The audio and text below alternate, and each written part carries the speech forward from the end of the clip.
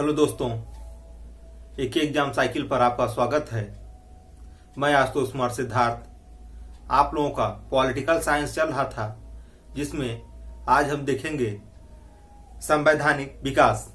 आज देखेंगे हम संवैधानिक विकास।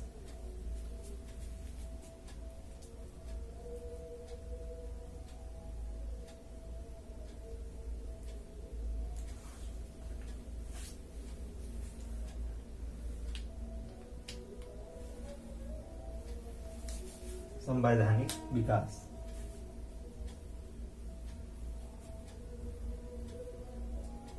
संवैधानिक विकास। संवैधानिक विकास। इसमें देखेंगे दोस्तों, जो ईस्ट इंडिया कंपनी थी, ईस्ट इंडिया कंपनी को यानी भारत में ब्रिटिश ईस्ट इंडिया कंपनी को 1600 ईस्वी में व्यापार करने के लिए आए थे, जो कि वहां पर यानी महारानी एलिजाबेथ प्रथम ने इनको 15 वर्षों तक व्यापार करने की अनुमति दी थी। यानी 1600 ईस्वी में 31 दिसंबर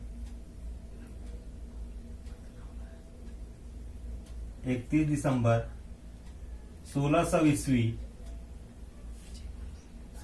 ईस्वी में ईस्ट इंडिया कंपनी की स्थापना हुई।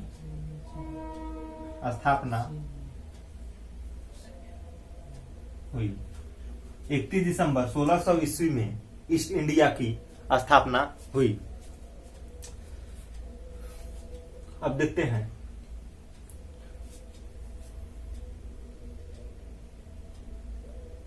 देखते हैं 1773 का रेगुलेटिंग एक्ट। 1773 का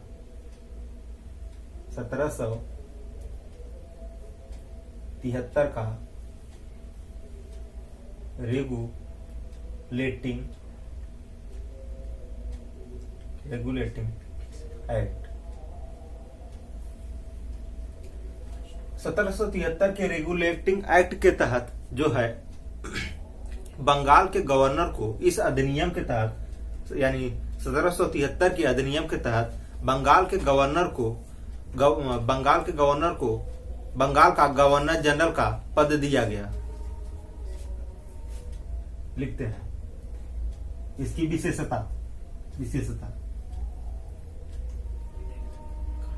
विशेषताएं। पहला, इस अधिनियम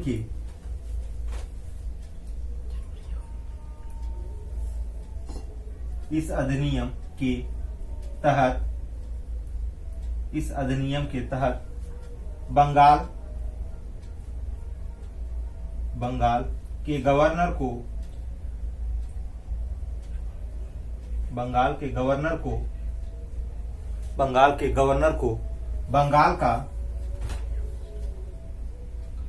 का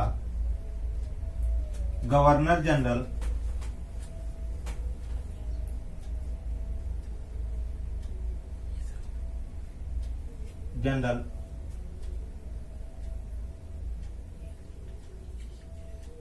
इस अधिनियम के तहत बंगाल के गवर्नर को बंगाल का गवर्नर जनरल का पद दिया गया।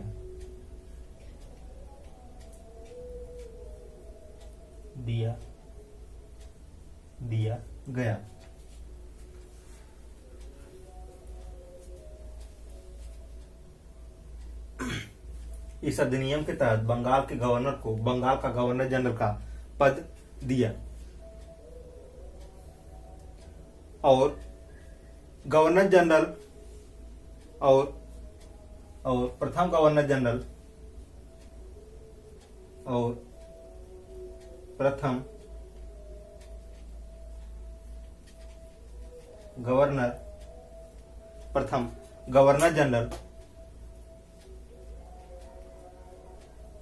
जनरल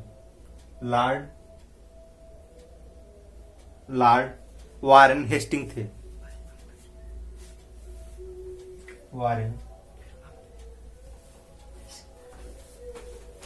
हेस्टिंग थे।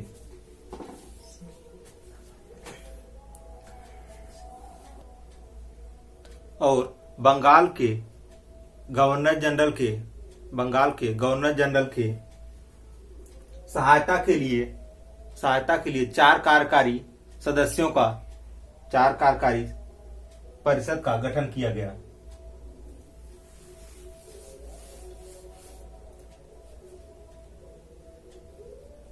बंगाल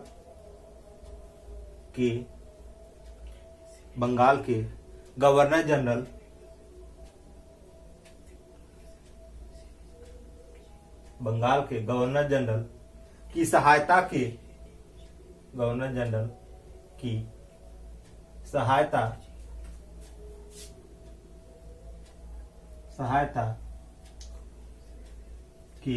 लिए चार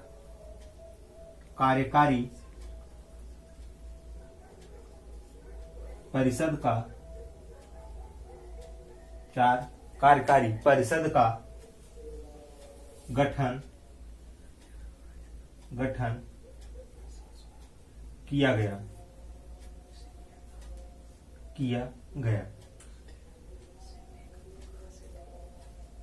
कार्यकारी परिषद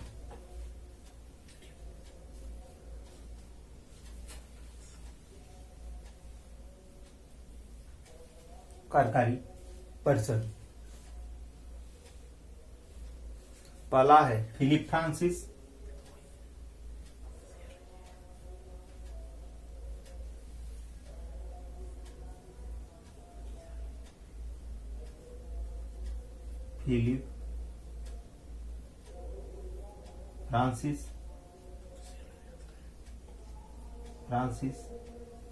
पहला है फिलिप फ्रांसिस।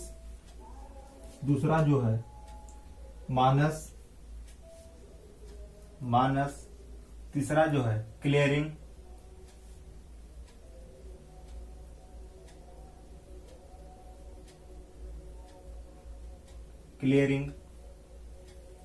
चौथा जो है वारवेल।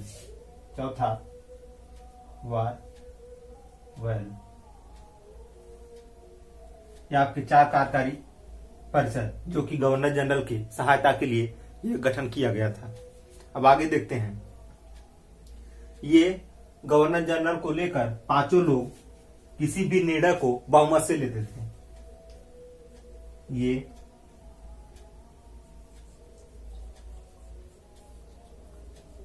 पांचों लोग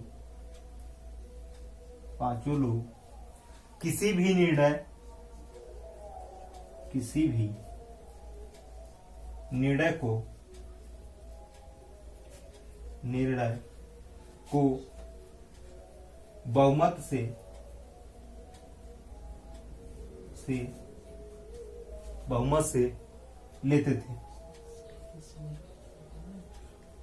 को बहुमत से लेते थे। ये पांचों लोग किसी भी निर्णय को बहुमत से लेते थे। अब आगे देखते हैं। सब रेगुलेटिंग एक्ट के तहत बता रहे हैं। इनका मद्रास व मुंबई प्रेसिडेंसी पर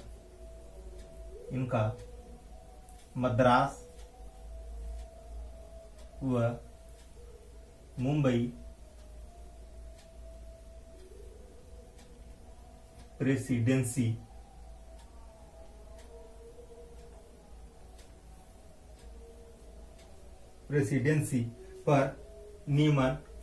प्रेसिडेंसी पर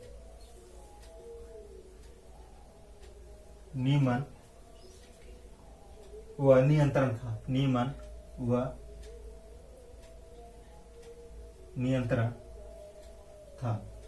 इनका मद्रास व मुंबई प्रेसिडेंसी पर नियमन व नियंत्रण था। अब इसमें देखते हैं 1774 में इस अधिनियम के तहत 1774 में कलकत्ता में सुप्रीम कोर्ट की स्थापना हुई।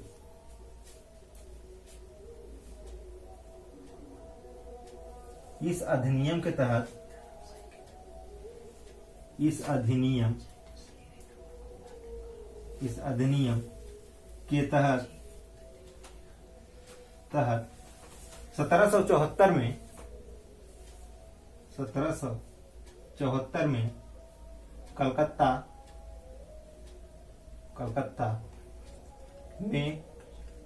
कलकत्ता में सुप्रीम कोर्ट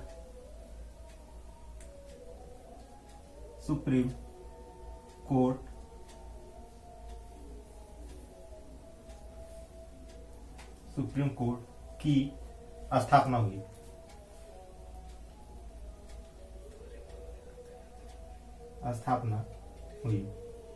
यानी 1773 का जो रेगुलेटिंग एक्ट है, इस अधिनियम के तहत 1774 में कलकत्ता में सुप्रीम कोर्ट की स्थापना हुई। अब इसमें देखते हैं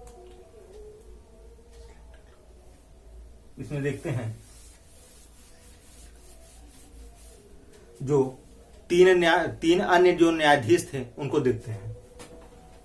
3 अन्य न्यायाधीश।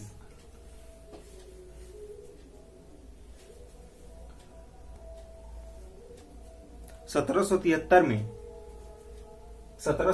का रेगुलेटिंग एक्ट के तहत जो 1774 में कलकत्ता में सुप्रीम कोर्ट की स्थापना हुई थी, उस समय मुख्य न्यायाधीश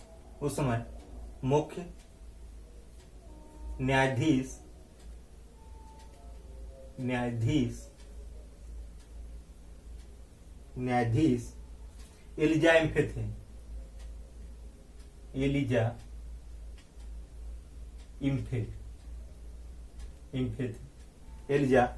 थे। और जो अन्य 3 कार्यकारी और अन्य तीन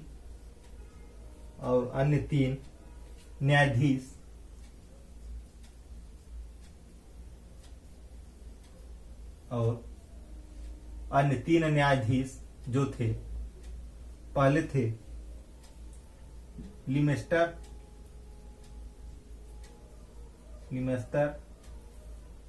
दूसरे जो थे हाइंड, तीसरे जो थे चेम्बर्स।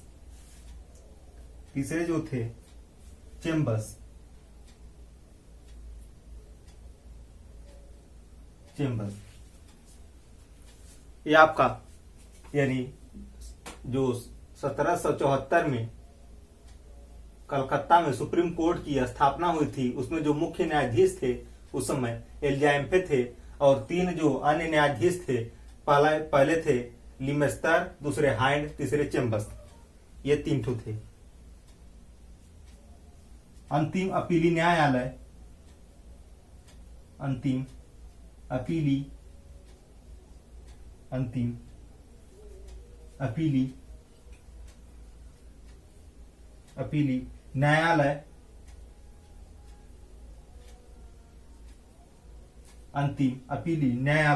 प्रिवी काउंसिल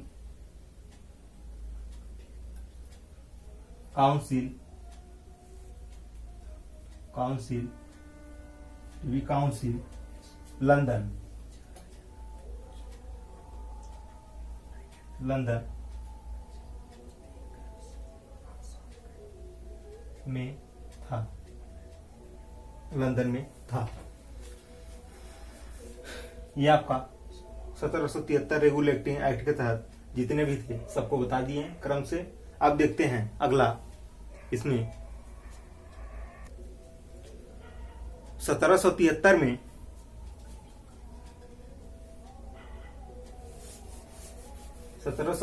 में जो इनकी विशेषता थी इम्पोर्टेंट, उनको सब बता दिए हैं। अब देखते हैं 1783 में नॉर्थ व फॉक्स की गठबंधन सरकार टूट गई। 83 में नॉर्थ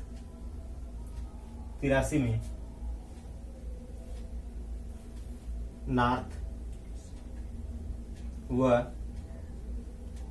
फॉक्स की गठबंधन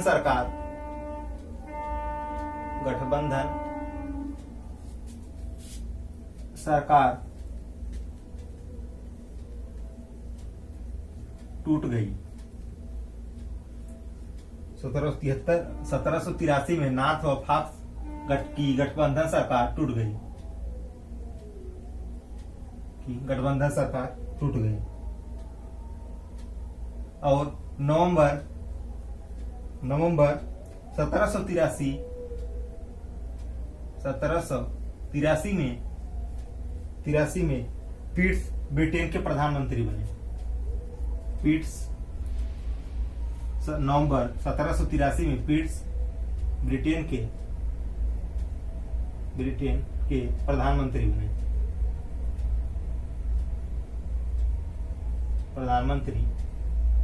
बने।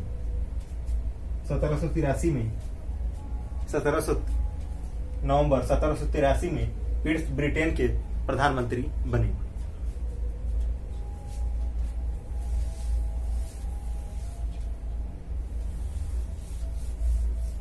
अब देखते हैं 1784 का अधिनियम। 1784 जिसको पीट्स 1784 का पीट्स इंडिया एक्ट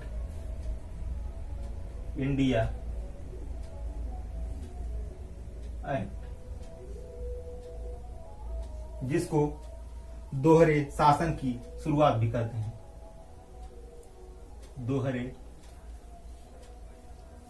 दोहरे शासन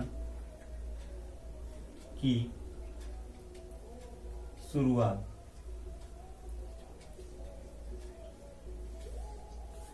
दोहरे शासन की शुरुआत। दोहरे शासन की इसकी जो विशेषता थी, इसकी विशेषता कार्यकारी परिषद के सदस्यों कार्यकारी परिषद के सदस्यों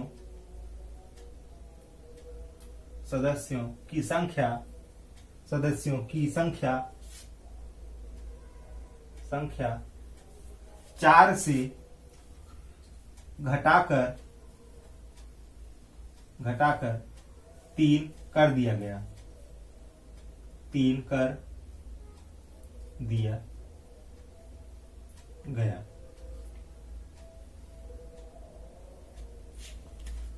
कार्यकारी परिषद के सदस्यों की संख्या 4 से घटाकर 3 कर दिया गया। दूसरा जो है नियंत्रण बोर्ड की स्थापना।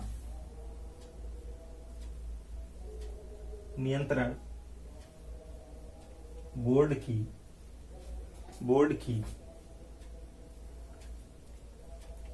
स्थापना।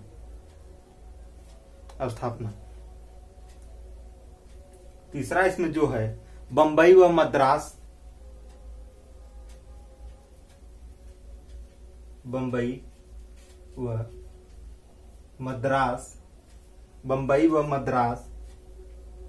प्रेसिडेंसी पर गवर्नर जनरल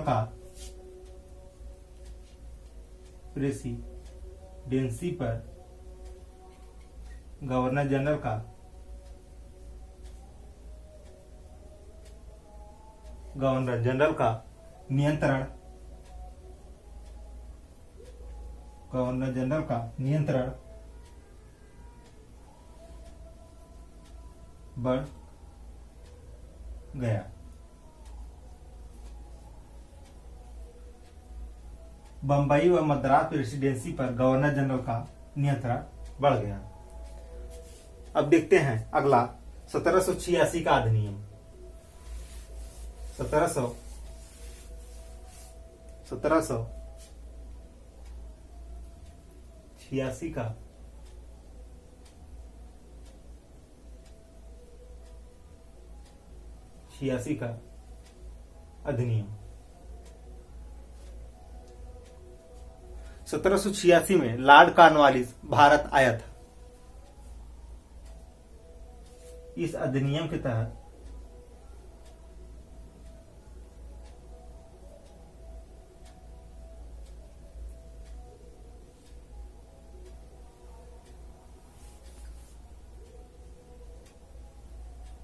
लॉर्ड कॉर्नवालिस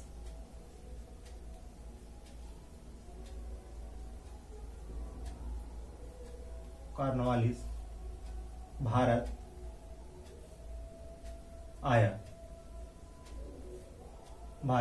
आया। दूसरा जो है, गवर्नर जनरल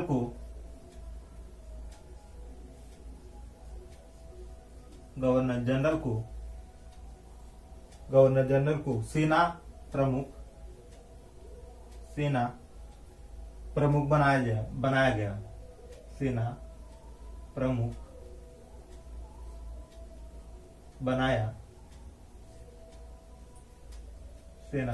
बना गया। 1786 का अधिनियम हो गया। अब देखते हैं 1793 का अधिनियम।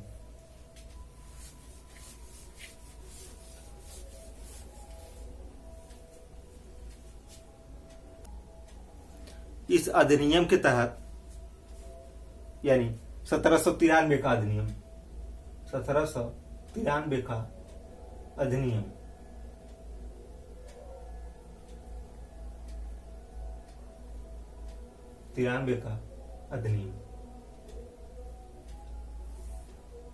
इस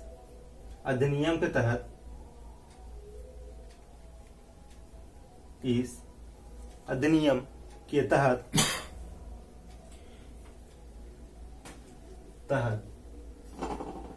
कंपनी का 15 वर्षों से कंपनी का 15 वर्षों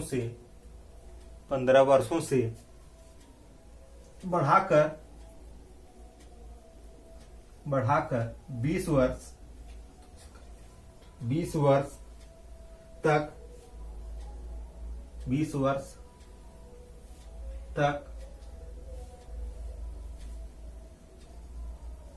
तक नवीनीकरण किया गया।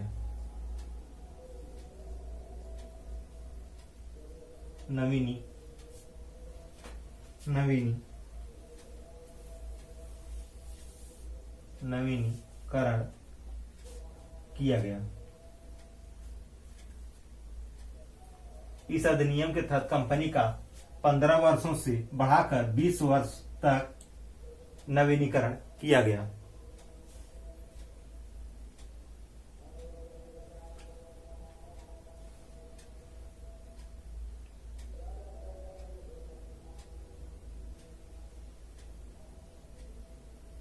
अब हो गया।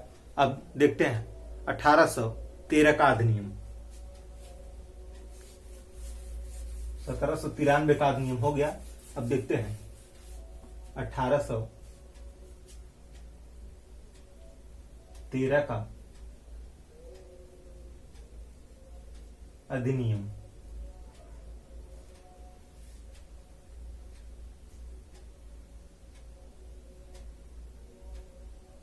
इस अधिनियम के तहत ईस्ट इंडिया कंपनी का व्यापारिक एकाधिकार, इस अधिनियम के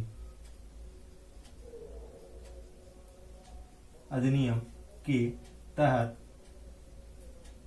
कंपनी का, इस अधिनियम के तहत ईस्ट इंडिया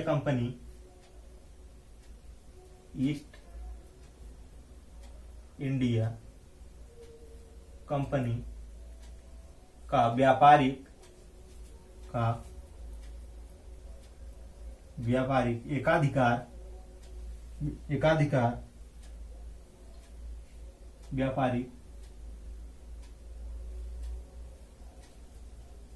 एकाधिकार लगभग समाप्त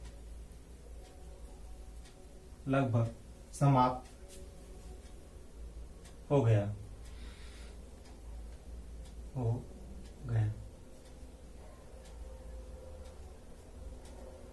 दूसरा देखेंगे, चाय एवं चीन के साथ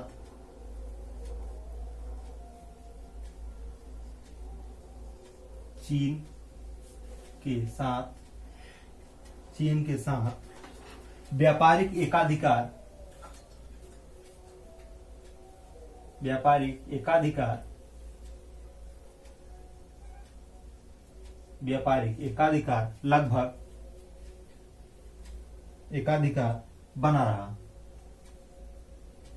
चाय एवं चीन के साथ व्यापारिक एकाधिकार बना रहा। तीसरी जो विशेषता है, ईसाई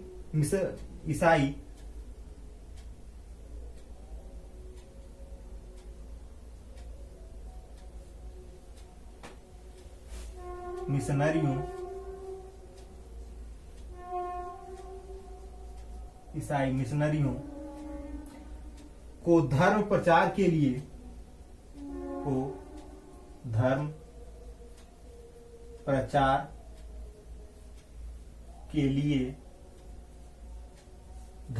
प्रचार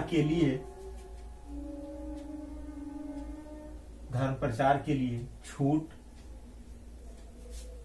छूट दे दी गई।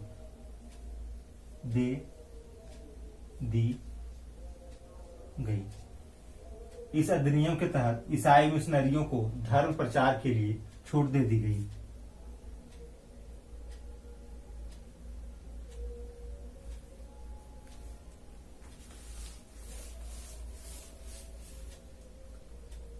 एक पॉइंट और इसमें देखते हैं, वार्षिक 1 लाख रुपए का प्रावधान, वार्षिक 1 लाख रुपए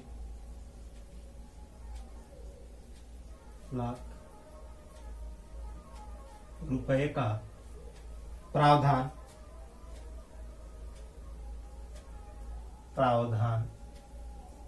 भारतीय शिक्षा के लिए